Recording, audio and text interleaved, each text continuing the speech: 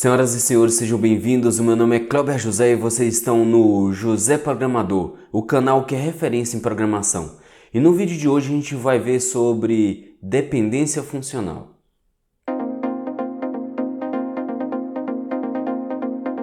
Acessando aqui, o MySQL Workbench,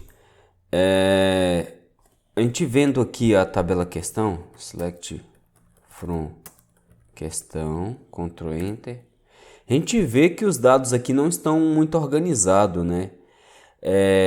Aqui a gente tem banca, a gente tem escolaridade, várias informações assim que elas estão em texto, né? Quer dizer, se eu for precisar fazer uma alteração em algum lugar aqui, igual matéria, beleza, eu posso fazer, aí eu vejo escrever a matéria errada ou o órgão errado, aí eu preciso ajustar. Aí eu dou um select lá e pego o nome da matéria. Mas se essa matéria, esse órgão tiver em outra referenciado em outra tabela também, a chance de uma alteração assim, a alteração não ser muito efetiva, né? A gente tem inconsistência no banco de dados é muito grande. Aí assim, eu pensei, vendo essa tabela aqui, eu quis normalizar ela, né? Deixar ela bonitinha, padronizada, né? Mas e uma coisa que eu vi que todo mundo faz, que é antes de falar sobre normalização, falar sobre dependência funcional. Independência funcional, ela funciona da seguinte forma. A gente vai pegar aqui uma tabela. Ó, tenho aqui, bora ver as tabelas que a gente tem. Ó, aqui eu tinha criado uma tabela chamada matéria. Essa tabela, select from matéria, Ctrl Enter. Olha aqui, a gente tem aqui o ID da matéria, né, que é o identificador, e a descrição da matéria, né? Aqui matéria que é a descrição dela. E aqui o ID matéria é o determinante e matéria que é o dependente, né? Essa informação aqui é sempre dependente dessa aqui. Sempre que eu vejo o ID da matéria, eu coloco em algum lugar o ID da matéria, quer dizer que ele vai achar a matéria correta, né? Vai ser essa matéria aqui. Isso aí é a dependência funcional. A mesma coisa seria, vamos pegar essa tabela aqui, usuário. Select from usuário. Ctrl Enter. Aqui a gente tem o determinante, né, que é o ID usuário. Por esse ID aqui a gente vai saber exatamente qual é o usuário, né? Pode ser até que sejam dois usuários, né, cada um com o mesmo nome, né? E com ID usuário eu vou saber exatamente, mesmo tendo o mesmo nome, né? Eu vou saber exatamente quem é quem aqui.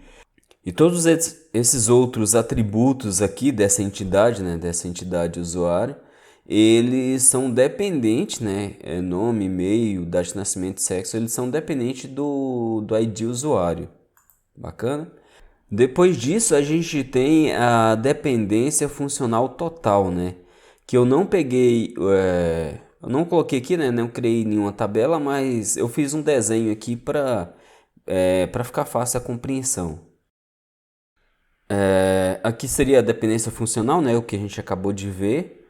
A dependência total. A dependência total é o seguinte: a gente tem aqui. Eu criei uma tabela aqui, né? Pode ser que a gente crie ela, né? Mas assim, eu vou dar uma olhada. Não tenho certeza se vai sair essa tabela, não. Mas é assim: a gente tem um usuário que ele vai fazer uma questão, né? Então eu pego a primary key, né? Do ID usuário e a primary key do ID questão. E dentro dessa questão, a gente tem os atributos, né, dessa tabela, esses outros atributos aqui, né, essas outras colunas aqui.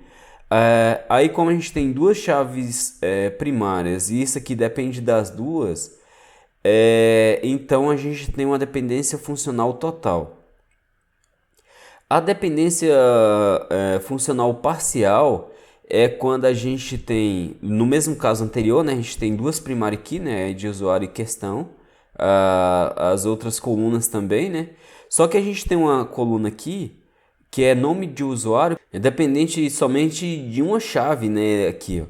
Nome usuário, ele é dependente de ID usuário, né? Isso aqui, pelo que eu vi, isso aqui não é um mapeamento correto, né? Isso aí deveria estar na tabela usuário, mas acontece. Isso aqui então é uma dependência funcional parcial. A gente tem aqui, né, a tabela questão, né? Isso aqui seria como se fosse um resumo da tabela questão. A gente tem a primary key, né, que é a ID questão. A gente teria uma foreign key, né, que seria uma chave estrangeira, né, de ID matéria. E dentro dela a gente teria matéria, né, que é vinculada aqui. Não as duas não são primary key, né, então não é dependência funcional total, né, ou parcial. E aqui a gente tem essa coluna que depende de uma foreign key, não de uma primary key, né? Então aqui a gente tem uma dependência funcional transitiva. Aqui a gente tem outro exemplo, né, de dependência funcional transitiva. Essa tabela aqui seria para a gente ver, no caso, assim, se a gente quebrar aquela tabela principal de questão, né, em alternativa, né, a gente vai ver qual é a alternativa que o usuário selecionou, né. Aqui a gente tem a primary key dela, né, dessa tabela. As foreign key, né, que é a referência lá de qual é o usuário, a questão resposta, alternativa e qual se ele marcou a alternativa ou não. É, aqui é o seguinte, a gente tem o ID questão resposta, né, que é uma resposta daquela questão. E a gente tem questão. No caso aqui a gente sabendo a questão resposta, né, que é como se fosse uma tabela dependente daquela, né? Eu não sei se eu usei o termo correto agora, mas assim, a gente sabendo essa informação aqui, a gente não precisaria dessa. Então aqui a gente tem um exemplo de dependência funcional transitiva.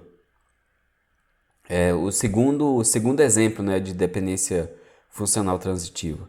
E dependência multivalorada, né? A gente criou aqui uma tabela, né, questão alternativa. E a dependência funcional multivalorada, ó, esqueci um rosinho aqui.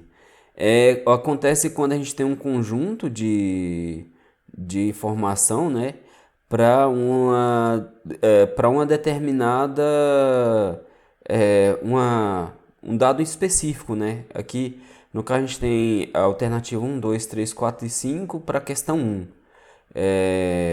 Outra alternativa, né, para a questão 2 seria como se fosse a gente tem um usuário, né, e a gente tem vários telefones. Aí os telefones estão vinculados a ele. Isso aí é um exemplo de dependência multivalorada. E além disso, né, uma coisa que é importante a gente ter como introdução, né, antes aí da gente fazer a normalização do banco, atributos multivalorados, né, que a gente pode colocar mais de uma informação aqui, né, mais de um dado aqui dentro de uma coluna, né, da tabela, dentro de um atributo aqui. No caso aqui a gente tem vários telefones para o João, né? E outra informação importante também para a gente ver são atributos compostos. Aqui a gente tem endereço, né? Dentro do endereço a gente tem a quadra, né? A quadra, o bloco, o apartamento, o bairro, a cidade e aqui o estado.